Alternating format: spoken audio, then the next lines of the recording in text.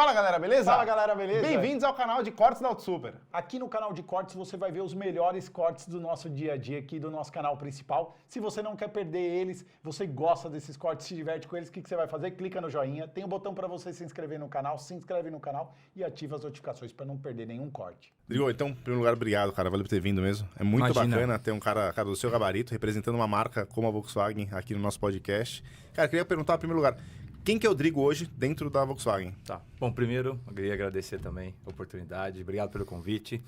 Eu já vi uns Volkswagen chegando aqui, preparados. A gente também, como entusiasta, adora ver essas coisas. Né? A gente vai falar depois um pouquinho, acho que disso aí. Mas, bom, hoje eu sou gerente de desenvolvimento do veículo completo. O que é o desenvolvimento do veículo completo? Valida, testa, faz toda a parte de validação final de um carro. Então, há vários departamentos numa engenharia. Então, desde o design do carro, começa então a construir os componentes, monta tudo, faz as validações virtuais. Hoje tem muita virtualização dentro da empresa. E, por fim, a gente vai para a pista. Tem um grupo meu que faz virtualidade. A gente faz testes de simulações virtuais também, né? Está muito evoluído nesse aspecto. E a gente vai para a pista também. Então, todo o campo de provas, a gente tem um campo de provas em Taubaté também, está sob a minha gerência. Engenharia de protótipos, todos os protótipos físicos e pedaços de protótipos que a gente monta para simular alguma coisa, também é do meu departamento. E a garagem Volkswagen também está sob minha responsabilidade. Então, hoje, esse grupo de engenharia, eu sou o gestor desse departamento e também, de vez em quando, faço aí o porta-voz técnico de algum lançamento, de algum novo produto, ou participo que nem hoje aqui com vocês. Bom, você Legal já sabe demais. quem que a gente queria ser nessa cadeia, né? A gente queria ser o cara dos carros quando eles vão na pista. Exato, né? eu queria saber sobre Taubaté, mas vamos namorar um pouco mais aqui. Daqui a pouco, quem não chora não mama, mas esse é nosso lema aqui, tá? Mas beleza, vamos embora. E todo esse grupo, ele desenvolvido, tudo isso é Brasil? Ou alguma parte desse desenvolvimento tem parte... Eu queria entender hoje um pouco da nossa conversa aqui, o quanto a gente tem de autonomia como Brasil ainda hoje, se é representativo ainda para a matriz lá fora. A engenharia Volkswagen do Brasil está bem evoluída, né? E tem uma credibilidade muito grande no grupo Volkswagen, né? O grupo Volkswagen tem outras marcas, mas logicamente a gente desenvolve mais voltado junto com a Volkswagen da Alemanha. Mas a gente tem uma certa autonomia, né? A gente desenvolve veículos nossos, exemplo Nivus, a própria família Gol, né? Gol, Voyage, Saveiro, a gente desenvolveu aqui no Brasil. Lógico que a gente tem sempre uma conversa com a Alemanha, por quê? Para ver linguagem mundial da marca, linguagem de design. Tecnologias, a gente troca muito. Então, eu estou desenvolvendo um sistema aqui, a gente consulta lá. Pô, tem um sistema de ABS sendo desenvolvido lá. Por que não aplicar aqui? Então, parte de tecnologia de ponta a gente busca na matriz e a gente tem nossa independência, certa independência de desenvolver, testar cadeia inteira. Desde o design até a validação final e colocar em produção. E a gente tem produtos que é desenvolvido na Volkswagen Alemanha e a gente valida aqui, mas com a responsabilidade lá. Por exemplo, o Tiguan é um veículo importado, desenvolvido lá, juntamente com o México, e a gente tem uma validação, mas a gente tem, assim, como se fosse ter o check final junto com a Volkswagen da Alemanha. Então, essa é a relação que a gente tem. A relação é muito boa, né? Ao longo dos anos a gente ganhado muita autonomia, desenvolvemos carros para eles já, para usar na Europa, na Alemanha e Europa. Só muda o nome, né? Por causa de uma invejinha, né? O Fox Europa. A gente fez o Fox, né? Não aquele Fox Voyage lá para os Estados Unidos, não, aquele lá bem anos 90. Uhum. Mas a gente fez ali em 2000 o Fox, né? O Foxzinho que a gente vendeu muito aqui, a gente fez uma versão europeia de 2 portas. A gente projetou, testou e validou com eles e a gente que projetou e produziu. Fizemos também o Polo Sedan. Foi produzido Esse carro era produzido aqui e exportado. Acabou, coisa boa. Ele cobriu um período que não tinha um lupo. O lupo, né? Que era o menorzinho da categoria. Que é muito legal Volkswagen. também, lupinho. Ele ficou um tempo sem produzir, o Fox substituiu ele, até chegar o Up depois lá. Legal. Né, que era o sucessor do lupo. E o Fox Sedan também. O Fox, né, geração 4, a gente projetou, morei na Alemanha, inclusive nesse período, a gente projetou o sedã do Polo para o Brasil. Foi produzido aqui também, exportado para a Alemanha por um período. Você tem quanto tempo de Volkswagen? Eu tenho 20 e poucos anos. Ele viu muita coisa acontecer. Já passei por bastante projetos. Você participou então do desenvolvimento do esportivo Up? Eu tava com essa pergunta na cabeça, eu ia falar, segundo a Volkswagen, o Up é esportivo ou não? Não. Bom, a categoria dele é um compacto. Vamos chamar que ele é um compacto, né?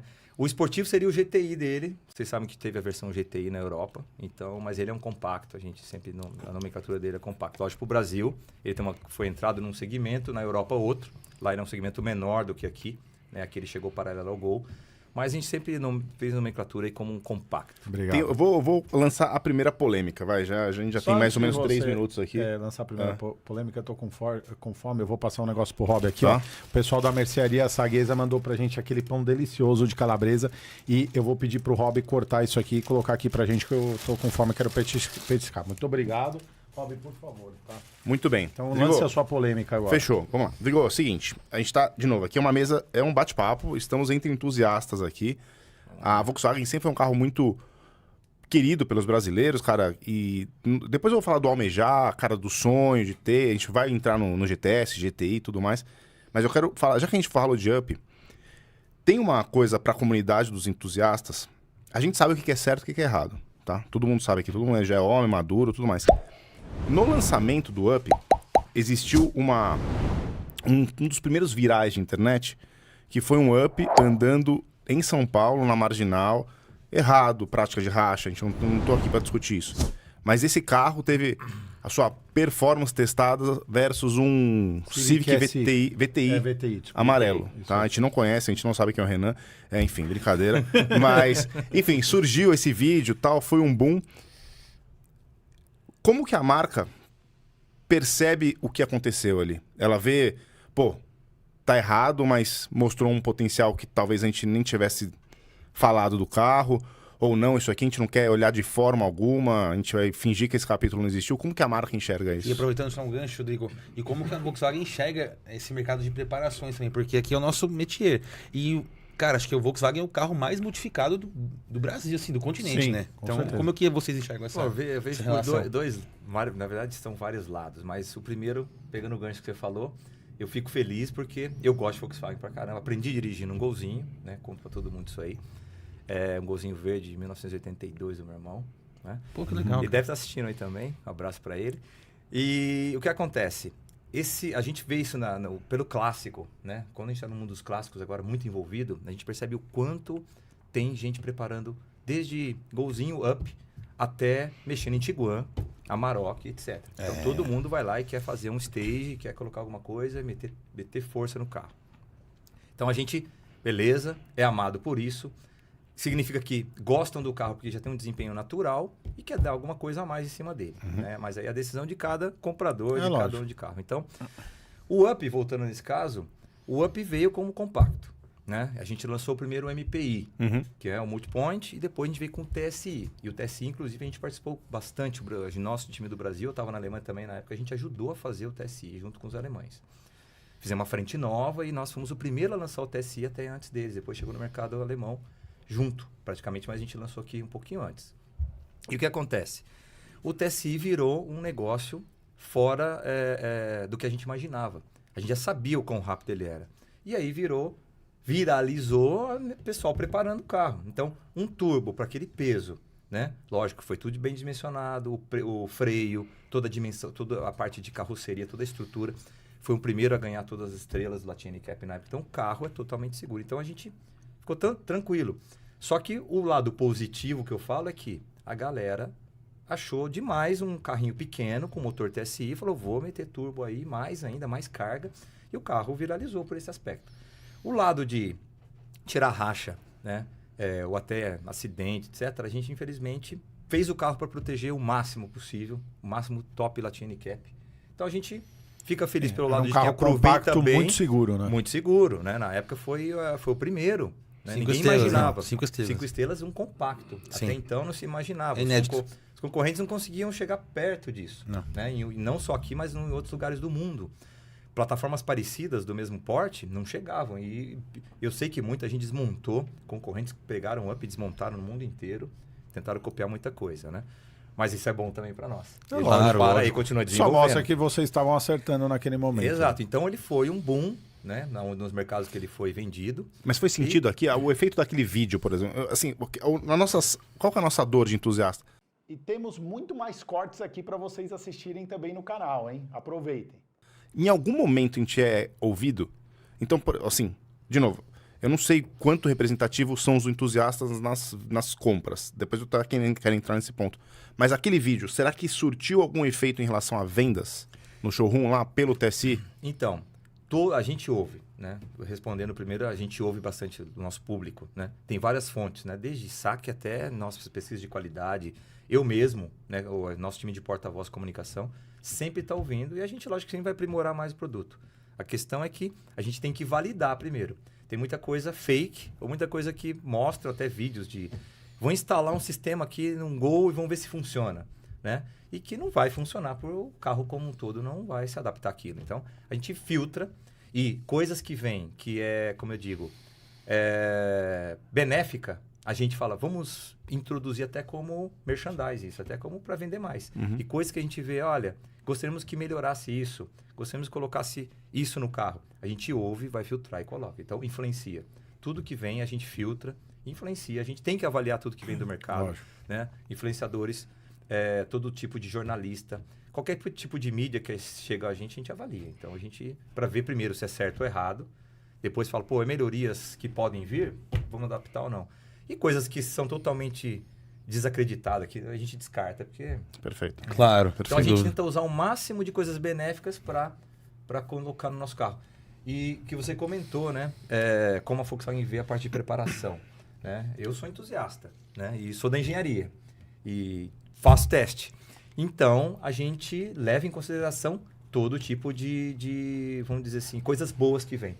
Logicamente, tudo que se prepara um carro e tira itens de, por exemplo, de segurança de um veículo, a gente nunca vai falar que é legal. Sim, claro. Então, a gente não pode apoiar o... Tirar o ABS do carro, para quê? Tipo, não faz sentido nenhum. Aquecer uma mola. Desmontar, vamos aliviar o peso do carro, porque eu quero tirar arrancada em rua, tirar racha, eu quero arrancar um monte de sistemas dele para ficar mais leve. Vai perder toda a característica original. Então, isso a gente, logicamente, veta, a gente totalmente contra. Mas o que a gente vê é coisas legais que o pessoal faz, mantém toda a segurança, ainda vai lá e ainda deixa o carro... Não dá uma bugada na sua cabeça, assim, você... Cara, o cara fez um carro super legal, com base, sei lá, num Polo ou num Gol, e, cara, o carro tá maravilhoso, que legal. Tipo, sabe, é assim que vocês enxergam? Dá aquela... Não, tem muitos carros que a gente recebe. Eu recebo imagem direto pelo Instagram. Vocês recebem esse tipo de conteúdo? Direto, assim? direto. Principalmente porque a gente, por exemplo, é porta-voz. Então, claro. Quer queira, quer não, tem galera lá assistindo, tá assistindo agora. Daqui a pouco entra lá e digo, eu comprei uma Saveiro, quero pôr um motor 5 cilindros. Já ouvi isso? Dá para colocar, né? Tudo aí dá. Eu falo, depende, tudo né? dá. Só que, eu, como Drigo, pessoa que gosta de carro, né? Cuidado, você vai instalar, quem instala, veja todo o sistema de segurança, veja se não vai danificar o seu carro e vai lá. Com o Volkswagen, eu não posso recomendar coisas que vão danificar seu carro, vai pôr em risco. Então, é uma linha tênue. Exato. Entre o entusiasta o e Drigo o... entusiasta, Claro. o Drigo Volkswagen. Então, né, e a gente projeta e testa, a gente sabe todos os limites dos A carros. montadora, ela dá um negócio que ninguém dá. Né? Nenhum preparador dá isso. E é uma grande verdade, garantia. Sem dúvida. Essa Garantia, palavra, isso. ela não adianta, você não pode incentivar que uma pessoa modifique aquele carro pelo fato de que você não sabe o que ela está fazendo, foge do seu controle. E daí o que acontece? O cara comprou um carro novo, dali 2 semanas explodiu um motor, ele vai lá querer pedir garantia, mas você vai falar, não foi esse carro que eu te entreguei. Exato. Né? E daí ficaria um prejuízo muito grande para a montadora nesse sentido. E né? a própria homologação, né? A gente tem itens de homologação que às vezes passa desapercebido, mas a gente tem toda a parte de CO2, a parte de gases, de emissões, vapor. A gente tem a parte de segurança veicular, toda a parte de crédito. Então, a gente tem uma gama do governo hoje para atender, senão o carro não é vendido. E você tem que ter o otimizado em tudo. Um veículo esportivo, por exemplo, tem que ter uma performance elevada, um peso mínimo possível, mas atender todos os requisitos de segurança veicular, atender emissões, ruído. Então, tudo isso para o carro estar em ordem. Então, é complexo, né? Vocês que mexem também com o carro todo dia, né? Preparando o carro, você vê o tanto de coisa que vai desdobrando, né? Falando de freio, antes de começar aqui, né? Foi um negócio interessante que a gente conversou aqui.